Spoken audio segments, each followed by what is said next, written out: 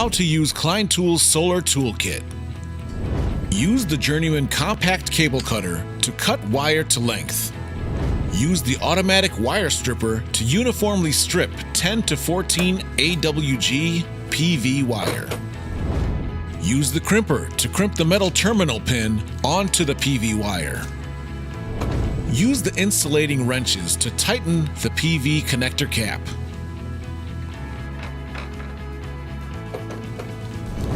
Repeat the process to install the other side of the PV connector.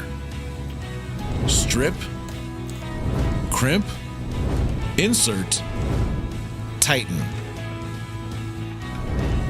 Attach male and female ends of the PV connector together. To disconnect the PV connector, use the pins at the bottom of each wrench.